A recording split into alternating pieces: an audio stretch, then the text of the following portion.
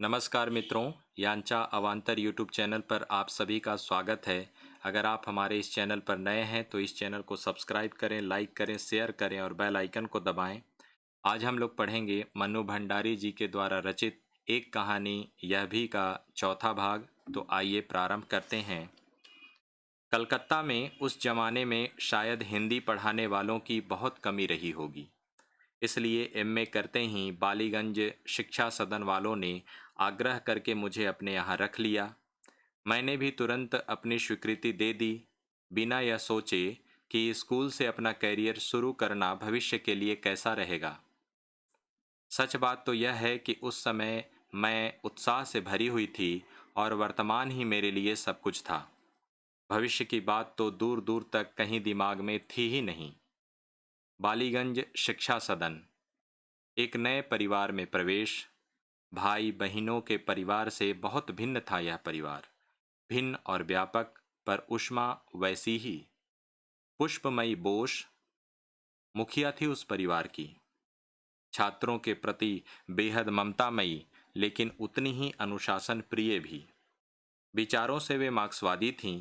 हो सकता है कभी पार्टी मेंबर भी रही हों। शुरू के दिनों में वे जरूर इधर उधर के और कामों से भी जुड़ी हुई थीं, पर धीरे धीरे उनके सारे सरोकार और गतिविधियों का केंद्र बालीगंज शिक्षा सदन ही होता चला गया था। दिल्ली आने के बाद जब भी मैं कलकत्ता जाती, उनसे मिलने स्कूल जरूर जाती। मैंने देखा कि बढ़ती उम्र के साथ स्कूल के प्रति उनका लगाव मोह में बदलता जा रहा है, मानो स्कूल ही उनकी गति है, उनकी नियति। निकट भविष्य में स्कूल से मुक्त होने की संभावना मात्र से और अधिक चिपक कर रहने लगी वे स्कूल से। यहाँ तक कि मैनेजिंग कमेटी वालों के लिए समस्या बन गई। बहुत सम्मान था सबके मन में उनके लिए, और उसी की बिहाफ पर 3-4 साल और काट भी दिए उन्होंने। लेकिन आखिर रिटायर तो होना ही था, और मैंने सुना कि रिटायर होने के बाद भी एक अलग कुर्सी डालकर वे अपने ऑफिस के कमरे में बैठती हैं। अगली बार जब मैं कलकत्ता गई तो उनसे मिलने उनके घर नहीं, स्कूल ही गई। विचित्र दृश्य देखा। ऑफिस के कमरे में उनकी कुर्सी पर बैठी थीं प्रमोट प्रिंसिपल बनी एक सीनियर टीचर, जिनका नाम था मंजू नाग, और उनके सामने की कुर्सी पर बैठी थीं वे।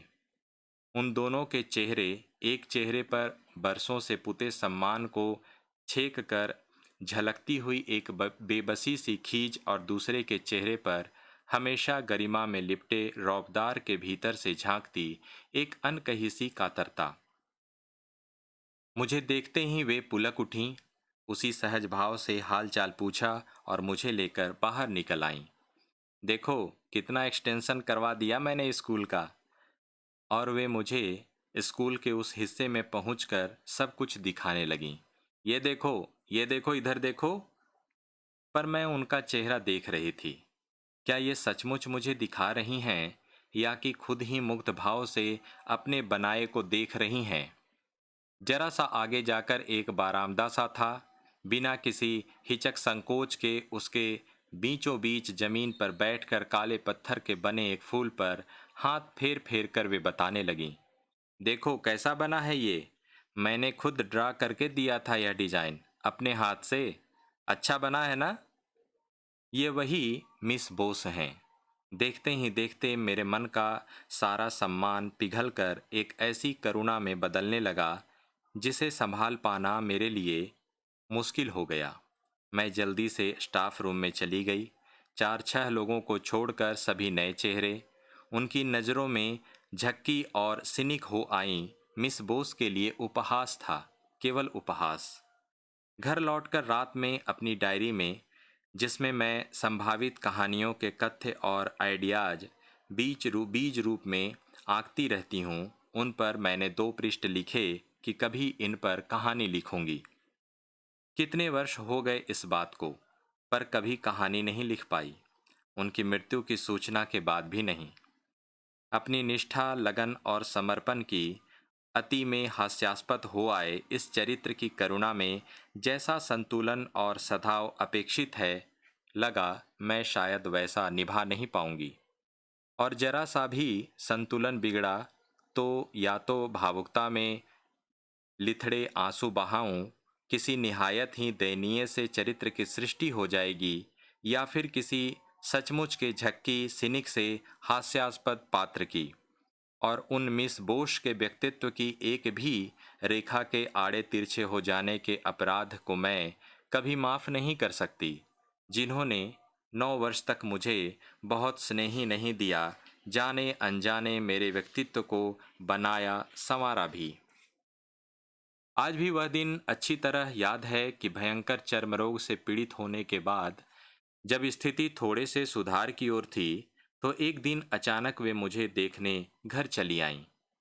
मैं बैठी बैठी कभी इस हाथ को देखती तो कभी उस हाथ को। मुझे इस हालत में देखकर उन्होंने तुरंत आदेश दिया कि कल से तुम स्कूल आओगी, पढ़ाने के लिए नहीं, केवल स्टाफ रूम में बैठकर सबके साथ बोलने बतियाने के लिए। सबके बीच रहोगी तो मन थोड़ा बदलेगा बहलेगा, वरना सारे समय अपने शरीर को देख देख कर दुखी होती रहोगी। मैं इस हालत में स्कूल जाने के लिए बिल्कुल तैयार नहीं थी, तो उन्होंने ठोक ठोक कर सुशीला से कहा कि कल जैसे भी हो इसे स्कूल भेज देना। दूसरे दिन इच्छा न होने पर भी हिम्मत जुटाकर टैक्सी लेकर मैं गई। संयोग कुछ ऐसा हुआ कि उन्होंने मुझे टैक्सी से उतरते हुए देख लिया, और फिर वही दुलार भरी फटकार, टैक्सी से आई हो? अरे बीमारी में पहले ही इतना खर्च हो रहा होगा, ऊपर से टैक्सी? कल से स्कूल की बस तुम्हें लेने आएगी। और दूसरे दिन से मुझे लाने ले जाने का काम स्कूल बस ने ही किया। वे अपने स्कूल के लॉन में कभी किसी सामाजिक या सांस्कृतिक कार्यक्रम की अनुमति नहीं देती थीं, छुट्टी के दिनों में भी नहीं, भरपूर पैसे मिलने पर भी नहीं। लेकिन जब मेरी शादी का आयोजन गोविंद जी कनौडिया की कोठी के लॉन में संपन्न हुआ, तो बाद में उन्होंने मुझसे शिकायत करते हुए कहा था, मन्नू, तुम्हें मुझे बताना चाहिए था ना, हम स्कूल से तुम्हारी शादी करते। इतना अधिकार तो है तुम्हारा इस स्कूल पर या कि स्कूल का तुम पर। उनकी इस स्नेह और अपनत्व भरी शिकायत का मैं क्या जवाब देती। बस उनके आगे नतमस्तक होकर रह गई। बाद में कई बार सोचा, कहाँ थे इस स्नेह के सूत्र, पर न तो इन्हें खोज पाने की सामर्थ्य मुझ में थी, न ही परिभाषित करने की भाषा। और शायद यही कारण है कि मिस बोस पर मैं कभी कहानी नहीं लिख पाई। हाँ, एक बात जरूर मन की किसी अनजानी सी परत पर अंकित होकर बैठ गई कि लगन जब किसी उन्मादी लगाव में बदल जाए और निष्ठा और समर्पण अंधे मोह में, तो कैसे आपका पूरा व्यक्तित्व या तो बेहद कुंठित और दयनीय बन जाता है या फिर हास्यास्पद। दोनों ही स्थितियाँ आपके व्यक्तित्व को जर्रा जर्रा बिखेरने के लिए काफ़ी हैं। इसलिए जैसे भी हो, इनसे मुक्त हो जाना चाहिए। फिर वह मोह चाहे किसी संस्था से हो, काम से हो, व्यक्ति से हो या संबंध से। हो सकता है ऐसा ही कोई कारण शीला अग्रवाल पर न लिख पाने के पीछे भी रहा हो। उन्होंने भी तो मेरे व्यक्तित्व को बहुत सहेजा संवारा था।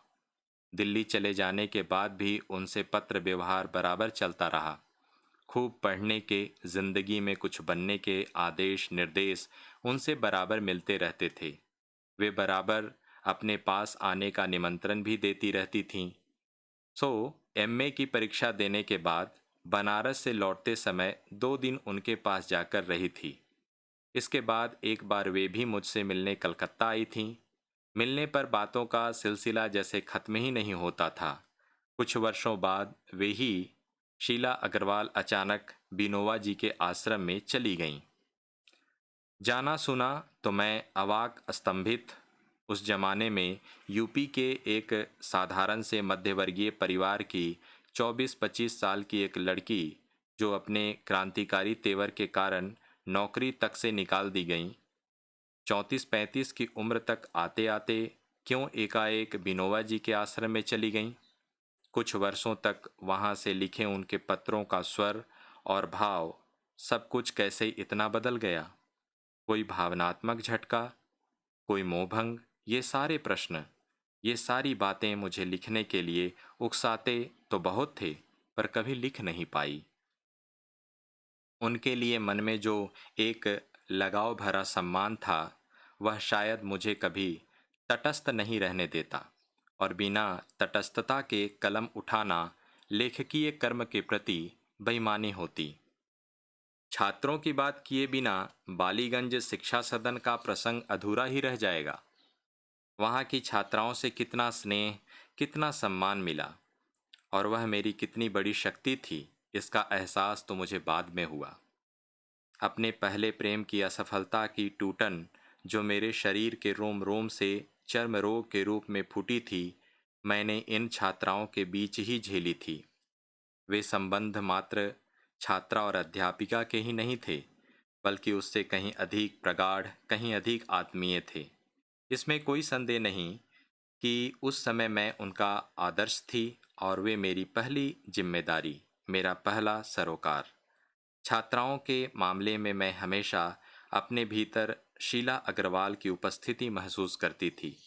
मुझे भी लगता था कि मुझे इन्हें केवल कोर्स भर नहीं पढ़ाना है, और भी बहुत कुछ पढ़ाना है, और इसीलिए मैंने कुछ सालों बाद मिस बोस से आग्रह करके टाइम टेबल में एक अतिरिक्त पीरियड की मांग की।